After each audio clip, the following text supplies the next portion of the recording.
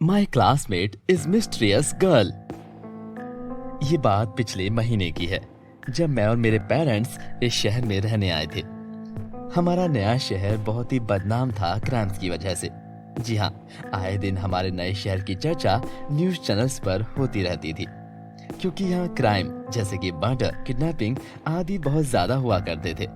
फिर भी हमें मजबूरी में ऐसे खतरनाक जगह पर आकर रहना पड़ रहा था, क्योंकि मेरे पापा की कंपनी ने उनका ट्रांसफर इधर किया था।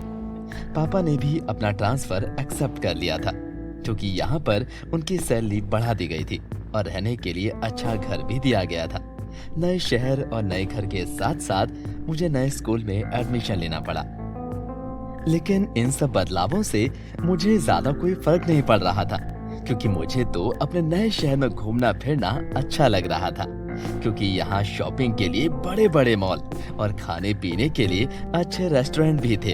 और यहाँ पर और भी कई ऐसी चीजें थी जो कि हमारे पिछले टाउन में बिल्कुल भी देखने को नहीं मिलती थी। लेकिन इस शहर में आने के 2 हफ्ते बाद ही मेरी आंखों में लगा पर्दा उठ गया, क्योंकि मैंने तब एक ऐसी घटना देखी जिसकी वजह से मेरे दिलो दिमाग पर एक बहुत बड़ा सदमा पहुंचा। वो मेरे नए स्कूल का पहला दिन था। मेरी क्लास टीचर ने मुझे मेरी क्लास के स्टूडेंट से इंट्रोड्यूस करवाया और फिर उन्होंने मुझे लास्ट वाली रॉ की पहली सीट पर बैठने को कहा। मैं भी तुरंत अपनी सीट की एक साइड पर जाकर एक लड़की के साथ बैठ गई। हाय, मेरा नाम अनुराधा है और तुम्हारा नाम क्या है? मेरा नाम नेहा है, तुमसे मिलकर अच्छा लगा। तभी मैंने अपनी पिछली सीट पर बैठी लड़की को हाय कहा। हाय, मेरा नाम अनुराधा है और तुम्हारा नाम क्या है? इससे बात मत करना, इसका नाम सोनिका है और ये लड़की बहुत ही अजीब है। ये किसी से भी ज्यादा बात नहीं करती है और बस इसी तरह अजीब अजीब आवाजें निकालती रहती है। सोनिका, तुम अकेली अकेली क्यों रहती हो? हमारे साथ हैंग आउट कर लिया करो। ये क्या बोल रही हो तुम अनुराधा? तुम्हें इसके साथ घूमना है तो तुम घूम लो, मुझे नहीं घूमना इसके साथ। अरे नेहा, क्यों नाराज हो रही हो यार? उसकी बात का बुरा मत मानना तुम, वो थोड़ी देर नाराज रहकर फिर ठीक हो जाएगी। अच्छा, तुम ये बताओ कि तुम मेरी दोस्त बनोगी? तभी सोनिका बहुत ही अजीब तरीके से लगातार बोलने लगी। मुझे दोस्त चाहिए, मुझे दोस्त चाहिए, मुझे दोस्त चाहिए, मुझे दोस्त चाहिए। हाँ हाँ, तो मैं बनूंगी ना तुम्हारी दोस्त। चलो आओ, वहाँ बैठकर बातें करते हैं। मुझे दोस्त चाहिए, मुझे दोस्त चाहिए, मुझे दोस्त चाहिए। सोनिका का ऐसा अजीबोगरीब बिहेवियर देखकर मैं फ्रीक आउट हो गई और मैं उसको वहाँ अकेला छोड़कर वहाँ से नेहा के पास चली गई। तूने ठीक ही कहा था यार, वो बहुत ही अजीब लड़की है। अब क्या हुआ तुझे? जाना उसके पास? अरे यार, कान पकड़कर सॉरी। तभी अचानक से हमें स्कूल के बाहर एक आदमी के चिल्लाने की आवाज आई। ये क्या हुआ? पता नहीं। अच्छा वो छोड़, अब मेरी बात सुन। उस सोनिका से मुझे बहुत वियर्ड फीलिंग आती है। पता नहीं मैम ने मुझे उसके पीछे वाली सीट पर क्यों बैठाया हुआ है। और तुझे पता है, वो पीछे से बैठकर मेरी शर्ट गंदी भी कर देती है। मैं और नेहा बातें कर रहे थे कि तभी हमने सोनिका को स्कूल वॉल के बाउंड्री वॉल से बाहर जाते हुए देखा। वो देख, सोनिका क्या कर रही है। और तभी अचानक सोनिका उस वॉल पर चढ़ गई और स्कूल के बाहर वाले खेत में चली गई। ये कहाँ पर जा रही है? ये लड़की कुछ भी कर सकती है। I am not surprised. जब रिसेस ओवर हो गई तो हम सभी बच्चे 5 मिनट में अपनी अपनी क्लास में चले गए, लेकिन सोनिका अभी तक क्लास में नहीं आई थी। बच्चों, क्या किसी को पता है कि सोनिका कहाँ पर है? सुबह तो वो अपनी सीट पर ही थी। मुझे और नेहा को तो पता था कि सोनिका कहाँ गई थी, लेकिन नेहा ने मुझे एक इशारा किया और टीचर को कुछ भी बताने से मना कर दिया। जब 20 मिनट बीत गए तो सोनिका वापस लौट आई। टीचर ने उसको डांट भी लगाई, लेकिन वो टीचर को इग्नोर करते हुए अपनी सीट पर चली गई।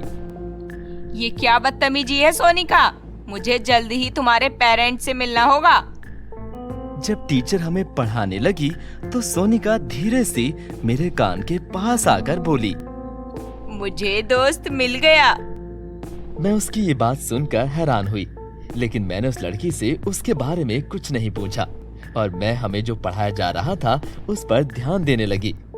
दोपहर में जब स्कूल की छुट्टी हुई, सभी बच्चे स्कूल के गेट से बाहर निकल रहे थे, लेकिन सोनिका मुझे फिर से स्कूल की दीवार फलांग कर स्कूल से बाहर जाती हुई दिखाई दी।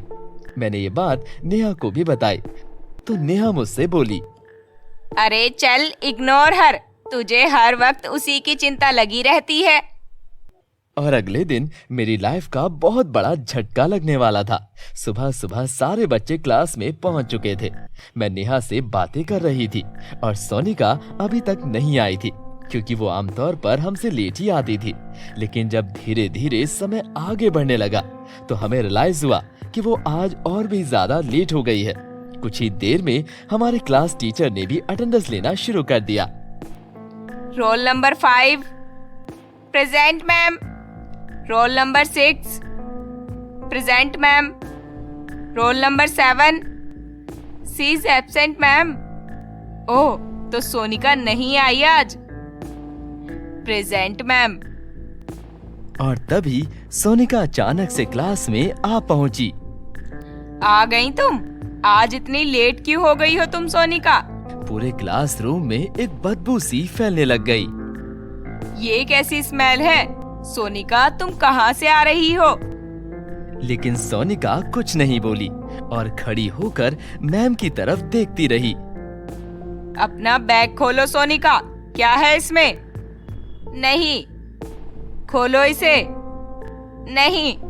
तभी मैम ने जबरदस्ती उससे उसके बैग को छीन लिया और जैसे ही मैम ने सोनिका के बैग को खोला तो क्लास में हुड़दंग मच गया। हमारी मैम और क्लास के सारे बच्चे क्लास से निकलकर बाहर कॉरिडोर में आ गए, लेकिन सोनिका क्लास में अपने बैग के पास खड़ी रही और मुस्कुराने लगी। तो आज की ताजा खबर ये है कि इंटरनेशनल हाई स्कूल में 10 साल की बच्ची के बैग में से एक आदमी का कटा हुआ सर मिला है। पता लगा है कि वो आदमी एक गैंग का मेंबर था, जिसे रिवल गैंग ने मारकर स्कूल के साइड वाले खेत में फेंक दिया था, जहां सोनिका नाम की बच्ची को उस आदमी का सर और धड़ झाड़ी में पड़ा मिला। बच्ची ने एक मरे हुए इंसान के सर को उठाकर अपने बैग में क्यों रखा? पुलिस अभी बातचीत से इस बात का पता लगाने की कोशिश कर रही है। बेटा, आपने उस आदमी का सर अपने बैग में क्यों रख लिया? वो मेरा नया दोस्त है। नेहा ठीक ही कहती थी, this girl is so feared.